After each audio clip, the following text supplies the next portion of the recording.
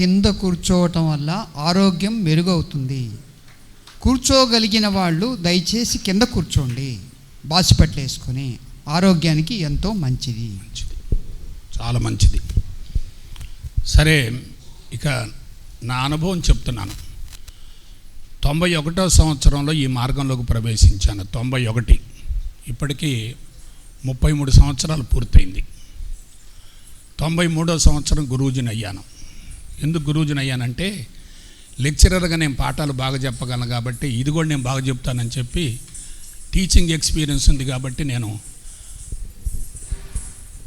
గురూజీని అయ్యాను. 98వ సంవత్సరం సంస్థను స్థాపించాను. 98వ సంవత్సరం 99వ సంవత్సరం ఉద్యోగానికి రాజీనామా చేశాను. అయితే విషయం చెప్తున్నాను, 2015వ సంవత్సరం వచ్చేసరికి 24 సంవత్సరాల తర్వాత నేను మరలా గురువుల పాదాల సాక్షిగా ప్రమాణం చేసి చెప్తున్నాను, ఫిజికల్ బాడీలో ఉన్న జబ్బులు మొత్తం పోయినాయి.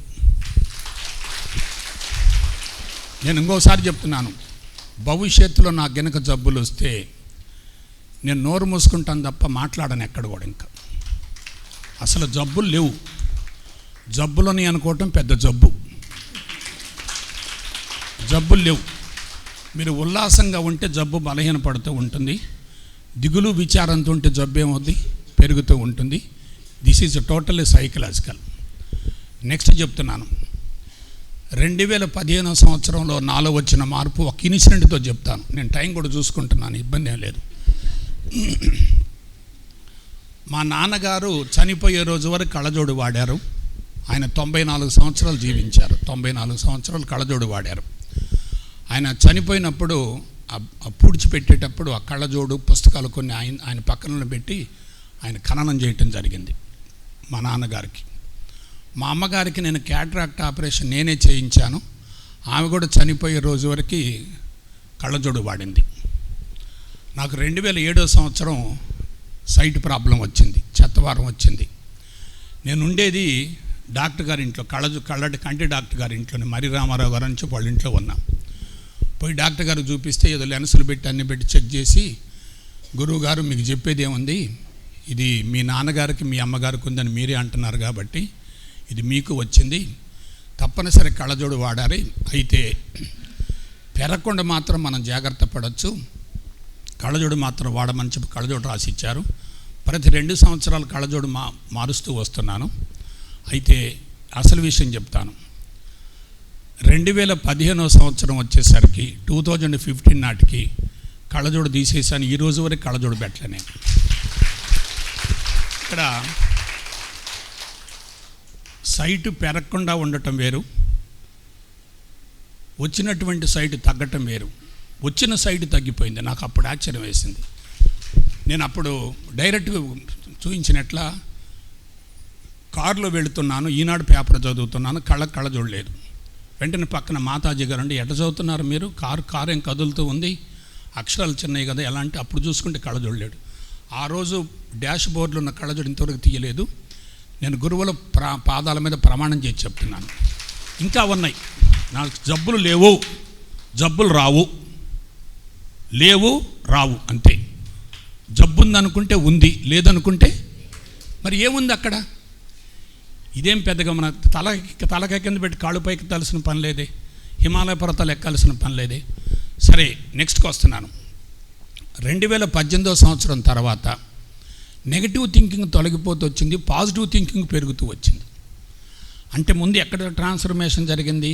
ఫిజికల్ బాడీలో ట్రాన్స్ఫర్మేషన్ జరిగింది. సైంటిఫిక్గా వినండి, గుడ్డిగా నమ్మబాకండి. భారతదేశంలో ఆధ్యాత్మికత మొత్తం కూడా గుడ్డిగా నమ్మటం వల్లనే బలహీనపడిపోతుంది. సంస్థలు మొత్తం కలిస్తే ఎలా ఉంటుంది చెప్పండి? అన్ని సంస్థలు కలవాలి. ఈ మాట నేను ఎవరికి చెప్పాను? పత్రిజీ గారికి చెప్పాను. మనం అందరం కలుద్దాం. మన రాజకీయ పార్టీలు కాదు కదా, వ్యాపార సంస్థలు కాదు కదా, అందరం కలిస్తే శక్తి పెరుగుద్దని చెప్పంటే నువ్వు చెప్పిన మాట బాగుంది విషయం అని చెప్పి అన్నాడు. 2012లోనే చెప్పాడు. 2021 తర్వాత మనసులో సంకల్పించింది జరిగిపోతుంది. మనసులో ఏది సంకల్పించినా జరిగిపోతూ ఉంది. అంటే ఏమిటి? మార్పు ఎక్కడొచ్చింది చెప్పండి? మనసులో. ఎందుకు చెప్తున్నానంటే దానికి నేను మూలం కూడా చెప్తాను. మానవ జీవితం ఎలా ప్రారంభమవుతుంది, ఎలా కొనసాగుతుంది, ఎలా ముగుస్తుందో కూడా చెప్తాను. ఏమీ లేదు, జీవితం ఎలా మొదలవుతుంది, 2 అర్ధభాగాలతో మొదలవుతుంది. ఈ అర్ధభాగం ఎవరనుకున్నారు? తల్లి. ఈ అర్ధభాగం ఎవరనుకున్నారు? తండ్రి. 2 కలుస్తాయి.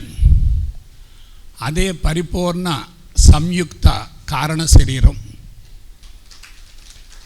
సైన్స్ మాటలే కానీ మీరు అర్థం చేసుకోండి. ఎందుకంటే నేను వచ్చాను కాబట్టి మీలో ఒక్కళ్ళకి ఈ కాన్సెప్ట్ అర్థమైన, అందులో చిన్నపిల్లలు ఉన్నారు, పెద్దోళ్ళకి చెప్పినా అర్థం కాదు, అర్థమైన ఆచరించలేరు. ఎందుకంటే శరీరం సహకరిస్తే కదా. కానీ వీళ్ళు బెటర్. ఇంకా వినండి ఒకసారి. ఇలా మొదలవుతుంది. అర్ధబీజం ఎవరిచ్చారు? తల్లి ఇచ్చింది. అర్ధబీజం ఎవరిచ్చారు? తండ్రి ఇచ్చాడు. 2 కలిస్తే ఏమైంది? పరిపూర్ణ బీజం ఏర్పడింది. ఇది మరలా ఇట్లా విడిపోతుంది. ఎట్లా విడిపోతుంది? ఇదేమో సూక్ష్మ శరీరం, ఇదేమో స్థూల శరీరం. అది అర్థం కాలేదు కదా? మళ్ళా చెప్తున్నాను. జీవితం ఇలా మొదలవుతుంది. అర్ధబీజం ఎవరిచ్చారు? తల్లి ఇచ్చింది. అర్ధబీజం ఎవరిచ్చారు? తండ్రి ఇచ్చాడు. తల్లి బీజంతో పాటు క్షేత్రం ఇస్తుంది, తండ్రి మాత్రం బీజాన్ని ఇచ్చి తప్పుకుంటాడు. ఇక తల్లి ప్రభావం ప్రత్యక్షంగా బిడ్డ మీద ఉంటుంది.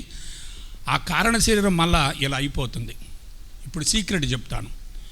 ఇదేమో సూక్ష్మ శరీరం. చెప్పండి. దీని ఇంగ్లీష్లో మైక్రో బాడీ అంటారు. మైక్రో బాడీ అవసరమైతే నోట్ చేసుకోండి. ఇది స్థూల శరీరం. ఓకేనా? సూక్ష్మ శరీరం కంటికి కనిపించదు, స్థూల శరీరం కంటికి కనిపిస్తుంది. ఇప్పుడు మీతో నేను మాట్లాడుతున్నాను కదా, మాట్లాడుతుంది భిక్షమయ్య యొక్క సూక్ష్మ శరీరమే. మాట్లాడేది, వినేది, రుచి చూసేది, వాసన చూసేది, స్పృశించేది, ఆలోచించేది మొత్తం ఏంటంటే సూక్ష్మ శరీరం. ఇప్పుడు వినండి ఒకసారి ఇది చూడండి ఒకసారి. ఈ సూక్ష్మ శరీరం యొక్క ప్రతిరూపమే ఈ స్థూల శరీరం. ఇప్పుడు మిమ్మల్ని చూసి, స్థూలంగా మిమ్మల్ని చూసి మీ సూక్ష్మ శరీరాన్ని నేను అంచనా వేస్తాను. ఒకసారి నరసరాపేట వెళితే ఒక అబ్బాయి పరిగెత్తుకుంటూ వచ్చి నా సంచి తీసుకొని పోతున్నాడు. ఎవరయ్యా నువ్వన్నా? మీకోసం వచ్చానండి, నా పేరు తిరుపతి రావండి అన్నాడు. ఏంటో ఎందుకు వచ్చావన్నా? మీతో పర్సనల్గా మాట్లాడాలండి అన్నాడు. ఏంటో చెప్పన్నా? మీరు రూమ్కి వెళ్ళిన తర్వాత మాట్లాడదామండి, బజార్లో ఎందుకు అన్నాడు. సరే రూమ్కి వెళ్ళిన తర్వాత కూర్చుంటే చెప్పాడు. నేను గతంలో బాగా మెడిటేషన్ చేసేవాడిని అండి, 4 గంటలు కూర్చునేవాడిని. ఈ మధ్య కూర్చోలేకపోతున్నాను, ఇంట్లో నేను కొంచెం చీవాట్లు పడుతున్నాయి నాకు. ఏంటి నీ ప్రాబ్లం అన్నా? 1 వెయిట్ తగ్గానండి, జుట్టు రాలిపోతుందండి, విరోచన బద్ధకం వచ్చింది, కొంచెం భార్యతో కూడా కొంచెం ఇబ్బంది వచ్చిందని చెబుతా అన్నాడు. అంటే అప్పుడు నేను చెప్పా, ఈ 4తో పాటు ఇంకో 4 కలిపి చెప్పా జబ్బులు. ఎందుకు చెప్తానంటే, సూక్ష్మ శరీరాన్ని చూడగానే స్థూల శరీరాన్ని అంచనా వేయొచ్చు, స్థూల శరీరాన్ని చూడగానే సూక్ష్మ శరీరాన్ని అంచనా వేయొచ్చు. ఇప్పుడు చెప్తున్నాను, ఈ సూక్ష్మ శరీరాలు ఏమంటాయి అనుకున్నారు? 23 జతల క్రోమోజోములు. క్రోమోజోమ్స్ అనుకోండి, జీన్స్ అనుకోండి, డిఎన్ఏ అనుకోండి, ఆర్ఎన్ఏ అనుకోండి, అది విత్తనం అంటే. తల్లిదండ్రి అందంగా, ఆరోగ్యంగా, సంస్కారవంతంగా, నైతిక విలువలతో ఉండి ఆ బీజాన్ని మనకిస్తే మన శరీరం ఎలా ఉంటుంది?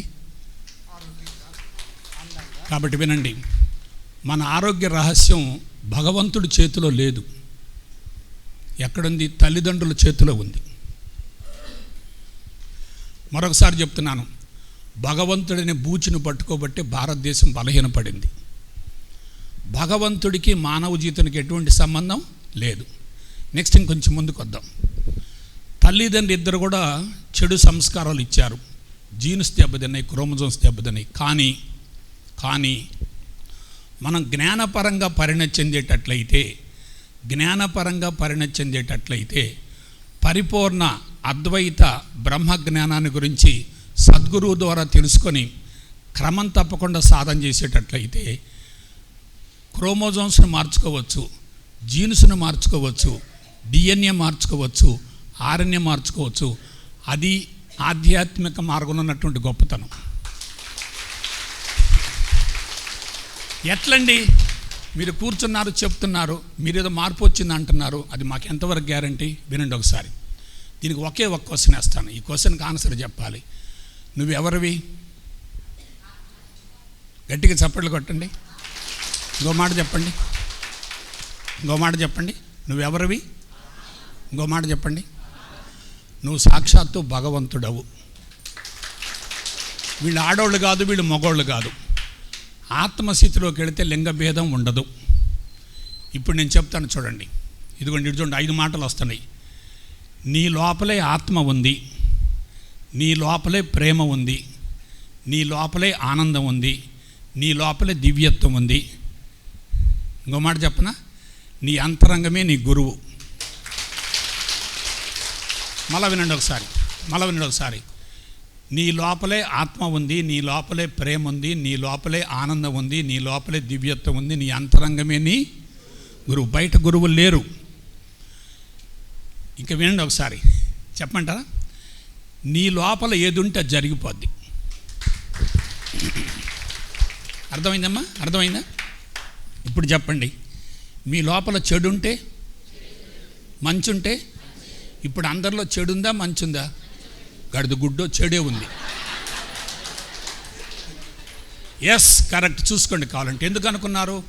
టీవీలలో వచ్చే వార్తలు చెడే, సెల్ ఫోన్లో వచ్చేటటువంటి సమాచారం చెడే, కుటుంబాల్లో జరిగేటటువంటి విషయాలు మొత్తం చెడే, విద్యా వ్యవస్థలో ఉన్నటువంటి విషయాలు మొత్తం చెడే, ఆర్థిక పరమైన అంశాలు మొత్తం చెడే. చెడేమవుతుంది? పెరుగుతుంది. మళ్ళీ వినండి ఒకసారి. లోపల ఏదుంటే బయట అది కనపడుతుంది. యద్భావం తద్భవతి. ఇంకొక మాట వాడుతున్నాను. నీ అంతరంగమే నిన్ను నడిపిస్తుంది. కాబట్టి భగవంతుడి ద్వారా నీ జీవితం కొనసాగే ప్రసక్తి లేదు. నీ జీవితానికి, నా జీవితానికి ప్రత్యక్షంగా మూలకారకులు తల్లిదండ్రులు, పరోక్షంగా భగవంతుడు. మళ్ళీ భగవంతుడు మాట చెప్పకపోతే మీకు కోపం వచ్చుద్ది, నాకు తెలుసు. పరోక్షంగా భగవంతుడు, ప్రత్యక్షంగా తల్లిదండ్రులు. ఏమి ఇచ్చారు వాళ్ళు? కర్మల మోటిచ్చారు, కర్మల మాలిచ్చారు, సంచిత కర్మలు ఇచ్చారు, సంచిత కర్మల యొక్క మూట ఇచ్చారు. ఆ మూటలో చెడు ఉందనుకోండి, మనం ఏం చేయాలి? ముందు కూర్చోవడం కాదు, చెప్పాలా? సపోజ్ మీరు బజార్కి వెళ్ళి వచ్చారండి, బజార్కి వెళ్ళి కూరగాయలు తీసుకొచ్చారండి. పుచ్చిపోయిన కూరగాయలు కొన్ని ఉన్నాయి, మంచి కూరగాయలు కొన్ని ఉన్నాయి. మీరు ఏం చేయాలి? మూట ఇప్పిన తర్వాత పుచ్చిపోయిన మొత్తం తీసి, అవే చెడు సంస్కారాలు. ఇప్పుడు విషయం చెప్తానండి. ఎవరైతే 5 ప్రశ్నలకు సమాధానం పొందగలుగుతారో, వాళ్ళు నేను భగవంతుడను అనేటటువంటి అంశాన్ని అనుభవంలోకి పొందుతారు. తెలుసుకోవటం కాదు, ఇది 3 సెకండ్లు పడుతుంది, కానీ అనుభవం రావడానికి 3 జన్మలు పడుతుంది. తెలుసుకోవటం కాదు, వద్దు. వినండి ఒకసారి, ఇటు ఒకసారి చూడండి. నేను ఎవరు? First point. నేను ఎవరు చెప్పండి. ఇది భగవంతుడను, ఆత్మ తీసేయి. నేను ఎవరంటే, నేను ఎక్కడి నుంచి వచ్చాను? భగవంతుడి నుంచి వచ్చాను. ప్రత్యక్షంగా తల్లిదండ్రులైతే, పరోక్షంగా భగవంతుడిని విస్మరించకూడదు. నేను భగవంతుడిని వచ్చాను. మూడోది, ఈ చరాచర జగత్తు దేని నుండి ఆవిర్భవించింది? భగవంతుడి నుంచి. మరలా ఎందులో కలిసిపోతుంది? పుట్టుకకు ముందు నువ్వెవరివి? భగవంతుడివి. చనిపోయిన తర్వాత ఎవరివి? మధ్యలో నువ్వు జీవుడివిరా బాబు. కాబట్టి పుట్టుకకు ముందు భగవంతుడివే, చనిపోయిన తర్వాత భగవంతుడే. పుట్టుక మరణాల మధ్యలో నువ్వేమయ్యంటే, నా ఇల్లు, నా ఆస్తి, నా అపార్ట్మెంటు, నా కుక్క పిల్ల, నా మిక్సీ, నా గ్రైండర్ అని చెప్పి దీనిలో ఏమైపోయాం? పడిపోయాం. ఇప్పుడు వినండి, దీనికి మార్గం ఏందంటారేమో. ఇప్పుడు చెప్తున్నానండి. ఎవరైతే నేను భగవంతుడను అనేటటువంటి అంశాన్ని అనుభవంలోకి పొందుతారో, వాళ్ళు కర్మలను స్వాధీనం చేసుకుంటారు. ఇంకొక మాట చెప్తున్నా, అమ్మడు వినండి. కర్మలకు అతీతంగా జీవిస్తారు. ఇప్పుడు చెప్పండి, ఈ ఒక్క మాట చెప్పండి. కర్మలకు లోబడి జీవిస్తే ఎలా ఉంటుంది? కర్మలకు అతీతంగా జీవిస్తే ఎలా ఉంటుంది? కర్మలకు లోబడి జీవిస్తే కర్మలు నిన్ను నడిపిస్తాయి. కర్మలకు అతీతంగా జీవిస్తే కర్మలు నిన్ను నడిపిస్తావు. నెక్స్ట్ రెండో పాయింట్కి వస్తున్నాను. ఈ రెండో పాయింట్, జీవుడికి అతీతంగా జీవించవచ్చు. జీవుడికి అతీతంగా జీవిస్తే జీవుడు స్వాధీనం అవుతాడు. చెప్పనా? జీవుడు దేవుడు అవుతాడు. జీవుడికి లోబడి జీవించటమా, జీవుడిని లోబరుచుకోవటమా? ఎందుకు చెప్తున్నానంటే, ఈ మధ్య నాకు తెగ ఫోన్లు వస్తున్నాయి. 30 ఏళ్ళ బట్టి సాధన చేస్తున్నామండి, ఆత్మశక్తి ఇంకా రాలేదు, ఎప్పుడు వచ్చుద్దో. ఒక ఆయన అంటాడు, అది వచ్చిపోయిందండి అంటాడు. నేను ఊరికి లేక రావటం ఏందిరా పోవటం ఏందిరా బాబు అంటేనో, నీకు అంత లోతు లేదులే అన్నాడు. వచ్చిందంట పోయిందంట. ఏమంటే చుట్టాలా వచ్చిపోవటానికి ఆలోచించండి.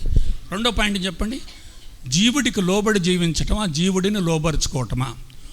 మూడోది, మనసుకు లోబడి జీవించటమా, మనసును లోబరుచుకోవటమా? నాలుగవది, జీవితానికి లోబడి జీవించటమా, జీవితాన్ని లోబరుచుకోవటమా? అర్థమైందా? ఇంకొక మాట చెప్తున్నాను, ప్రపంచానికి లోబడి జీవించటమా, ప్రపంచాన్ని లోబరుచుకోవటమా? అదిగో అక్కడ ఒక ఆయన ఉన్నాడు, రమణాశ్రమంలో ఒక ఆయన ప్రపంచాన్ని లోబరుచుకున్నాడు. కాంపౌండ్ వాల్ దాటి రాలేదే, ఆయన పిరమిడ్లు కట్టలేదే. ఆయన ఎలా ఉన్నాడు? కేవలం కౌపీయం కట్టుకొని కూర్చున్నాడు. ఉదయం నేను పోతే అసలు ఆయనలో ఎంత మ్యాగ్నానిమస్ పవర్ ఉందో నాకు ఇప్పుడు అర్థమైంది. ఎందుకు అనుకున్నారు? త్యాగంలోనే యోగం ఉంది. ఇప్పుడు ఇంతవరకు చెప్పేశాను. నెక్స్ట్ ఇంకొంచెం ముందుకు వెళ్దాం.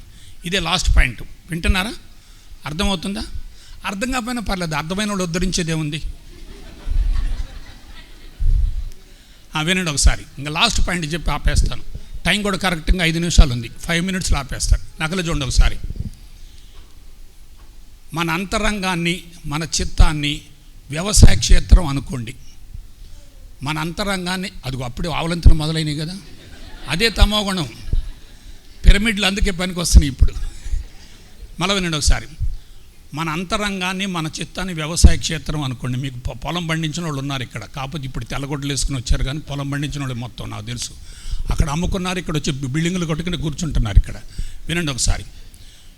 రైతు వ్యవసాయ క్షేత్రంలో పంట వేసినప్పుడు పంట పెరుగుతూ ఉంటుంది, పంటతో పాటు కలుపు మొక్కలు కూడా పెరుగుతాయి. రైతు వ్యవసాయ క్షేత్రంలో పంట వేసినప్పుడు పంట పెరుగుతూ ఉంటుంది, కలుపు మొక్కలు పెరుగుతూ ఉంటాయి. 40 రోజుల తర్వాత ఏం చేస్తాడంటే రైతు 10 మంది కూలోళ్ళు తీసుకెళ్ళి కలుపు మొక్కలు బీకేపిస్తాడు తప్ప పంట బీకేపించడు. మళ్ళీ పంట ఉంచుతాడు ఆ పాటే. కలుపు మొక్కలు అలాగే ఉండి ఎరువేస్తే ఏమవుద్దు నాన్న? కలుపు మొక్కలు అలాగే ఉండి ఎరువేస్తే ఏమవుద్దు నాన్న? చెప్పండి. పంట పెరుగుద్ది, కలుపు పెరుగుద్ది, పంట దిగుబడి తగ్గిపోద్ది. అందుకని ముందేం చేయాలి? అవేంటి అనుకున్నారు చెప్పనా? తొందరపడ బాకండి.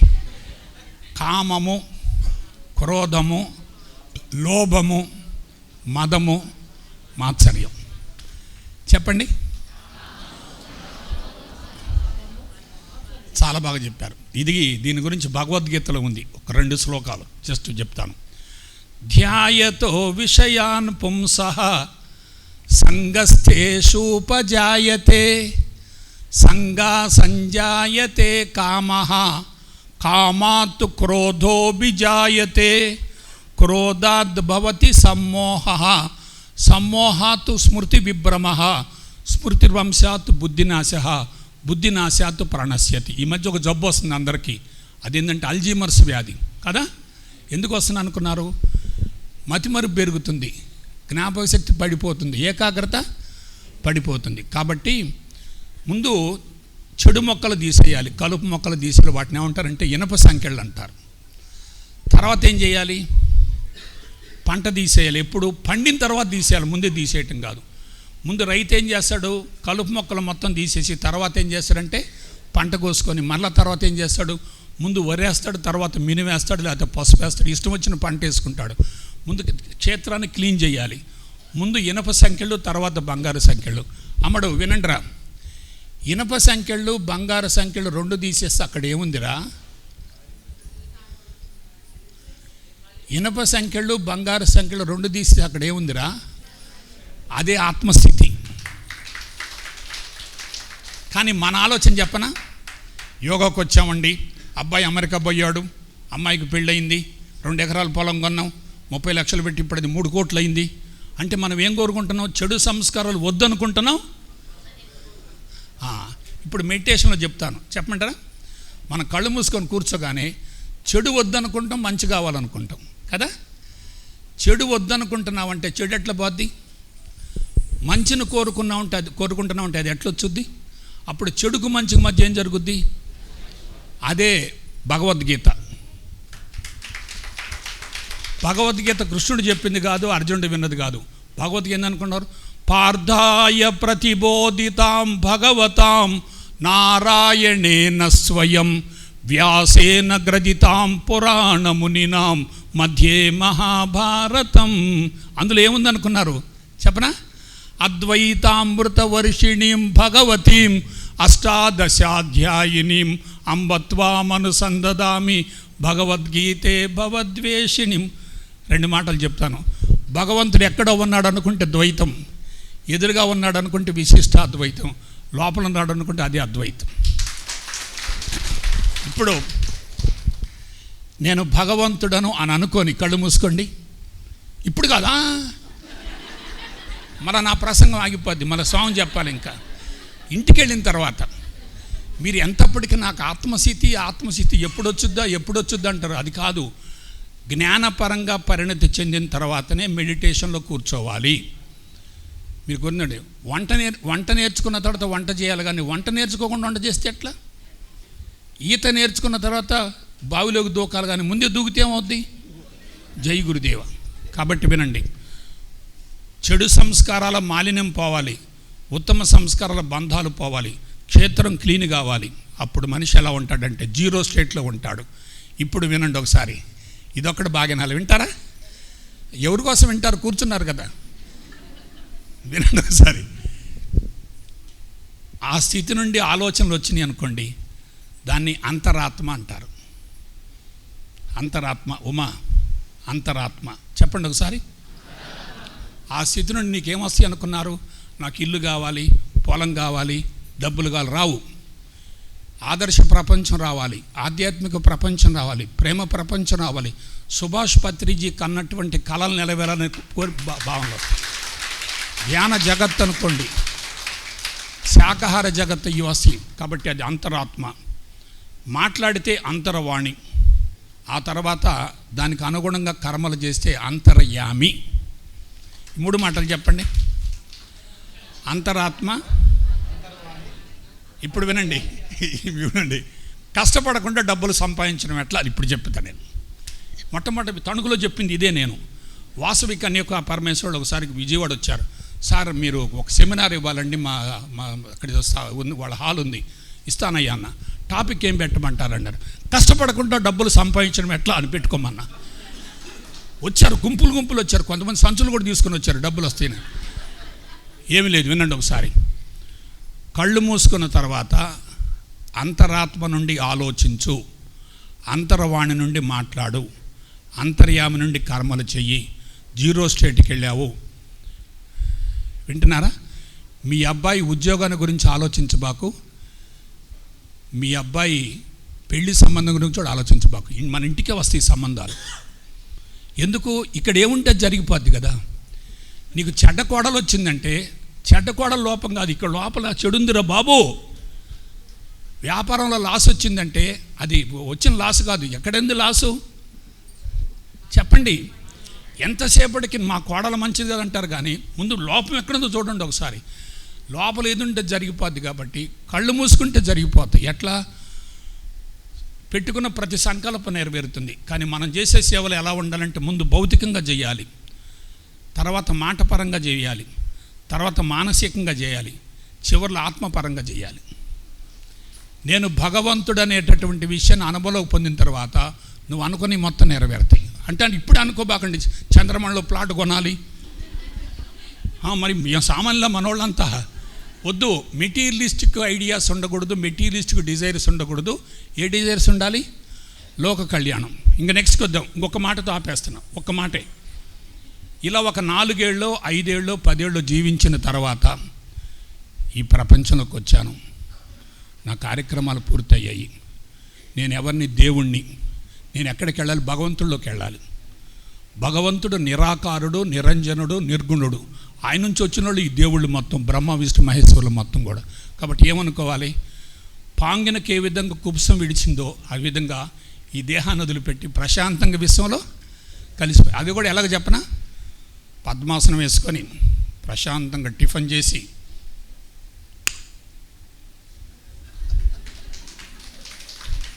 భలే ఉంది కదా సబ్జెక్టు అని అనుభవంలోకి రావాలి కదా. ఒక ఆమె ఉంది, నేను నాకు తెలుసు ఒక ఆమె బాపట్లో ఉంటుండేది. ఆమెకు రెండో పని ఉండదు, నామస్మరణ తప్ప ఏం తెలియదు, అసలు ఇంటి విషయాలు కూడా తెలియదు. ఈమె ఎట్లా చచ్చిపోద్దో తెలుసుకుందాం అనుకొని నేను ఆలోచిస్తూ ఉండేవాడు. ఇంటికి పోయినప్పుడల్లా నన్ను ఎంత రెస్పెక్ట్ ఇచ్చేది. పద్మాసనం వేసుకొని కూర్చుంటే అసలు కదలదు. ఏంటబ్బా అనుకున్నా. తర్వాత వాళ్ళ అబ్బాయి వచ్చాడు విజయవాడకి. ఏమన్నా నాన్న మీ అమ్మగారంటే మొన్న పోయింది గురువుగారు అన్నాడు. ఎంతకాలం అయింది అన్న? 6 months అయిందండి. ఎలా పోయింది? పొద్దున్నే టిఫిన్ చేసింది, 3 ఇడ్లీ తిన్నది, ప్రశాంతంగా మెడిటేషన్ కూర్చుంది, పోయింది అన్నాడు. దాన్ని ఏమంటారు తెలుసా? చెప్పమంటారు? అనాయాస సునాయాస మరణం. హాస్పిటల్లో చచ్చిపోకూడదు, వెంటిలేటర్స్ పెట్టకూడదు, సెలైన్ పెట్టకూడదు, మందులు ఆడకూడదు. ఇచ్చా మరణం పొందితే ముఖం కళ్ళదగ్గదు. బలవంతం మరణం అయితే ముఖం కళ్ళదప్పుద్ది, జుట్టంతా రాలిపోద్ది. ఇక్కడ పెడతారు వాళ్ళు, ఇక్కడ పెట్టి కదలని రేఖ చనిపోయినా సరే ఇంకా కంటిన్యూ చేస్తూనే ఉంటారు వాళ్ళు. అది జరిగింది. కాబట్టి బిడ్డలారా, ఈరోజు ఈ సజ్జన సాంగత్యానికి నన్ను ఆహ్వానించినటువంటి నా ముద్దు బిడ్డ ఉమాకు ముందుగా శుభాశీస్సులు అందిస్తూ, ఆయన అందించేటటువంటి ఆ పుస్తకం చాలా బాగుంది. నేను రాత్రి కొద్దిగా చూశాను, డిస్కషన్ కూడా జరిగింది. సో అలాగే స్వాముల వారికి, వీరికి అందరికి కూడా ఈ సందర్భంగా ధన్యవాదాలు తెలియజేసుకుంటూ మీ అందరికీ శుభాశీస్సులు, శుభాభినందనలు అందిస్తూ సెలవు తీసుకుంటా. జై గురుదేవ్, జై గురుదేవ్, జై గురు.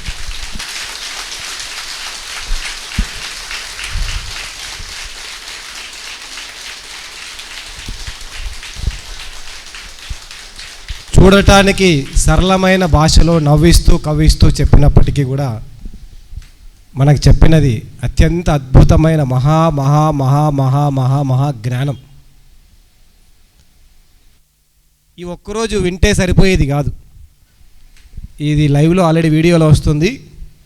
అవి ఒక 100 సార్లు, వీలైతే 1000 సార్లు విని మన నిత్య జీవితంలోకి తీసుకెళ్ళవలసినది.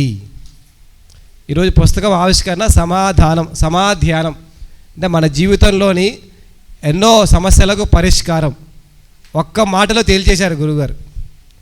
మనం దేవుడిగా మారడమే, మనలోని దైవత్వాన్ని మేల్కోవడమే అన్ని సమస్యలకు ఏకైక పరిష్కారం, అత్యంత సులభమైన పరిష్కారం. ఆ పరిష్కారం ఎక్కడో లేదు, మన లోపలే ఉంది, మన చేతుల్లోనే ఉంది. లౌకికమైన కోరికలకు ఇంకా ఎన్ని రోజులు? నేను నా పెళ్ళి, నేను నాది, నేను నా సంసారం, నేను నా పిల్లలు, నేను నా ఇల్లు, ఇంకా ఎన్ని రోజులు ఈ బాధలు, ఇంకా ఎన్ని రోజులు ఈ కష్టాలు? మన లౌకికంలో ఉన్నన్ని రోజులు బాధలు కష్టాలు తప్పవు, వేరే దారి లేదు, ఏడవాల్సిందే. ఎందుకంటే లౌకికంలో కష్టాలు నష్టాలు బాధలు. వ్యాపారం ఉంటే లాభ నష్టాలు ఉంటాయి, వ్యాపారమే లేదు, లాభము లేదు, నష్టము లేదు. బయట వ్యాపారం ఉండొచ్చేమో, బయట సంసారం ఉండొచ్చేమో, కానీ మన లోపల ఉండకూడదని సుస్పష్టంగా, చాలా స్పష్టంగా, చాలా సరళంగా అందించారు. ఒకసారి మరి గట్టిగా మరొకసారి గట్టిగా చెప్పలు కొట్టుకుంటూ మరొక అద్భుతమైన మహా గురువు గారు ఈరోజు మన కోసం వచ్చారు, శుద్ధ చైతన్య గారు. దయచేసి ఇక్కడ మళ్ళీ పెద్దవాళ్ళు చాలామంది ఉన్నారు, ఒక్కసారి మీ సెల్ ఫోన్లన్నీ ఓపెన్ చేయండి, చెక్ చేసుకోండి. దయచేసి మీ సెల్ ఫోన్లు చెక్ చేసుకోండి. ఇందాక చెప్పాను, ఎవరు చెక్ చేసుకోలే, అన్నీ బాగానే ఉన్నాయి, మళ్ళీ మళ్ళీ మోగాయి. మీకు ఆఫ్ చేయడం రాకపోతే చెప్పండి, ఇక్కడ మా పిల్లలు ఉన్నారు, వాలంటీర్స్ వచ్చి మీ సెల్ ఫోన్లు ఆఫ్ చేయడమో సైలెంట్లో పెట్టడమో చేస్తారు.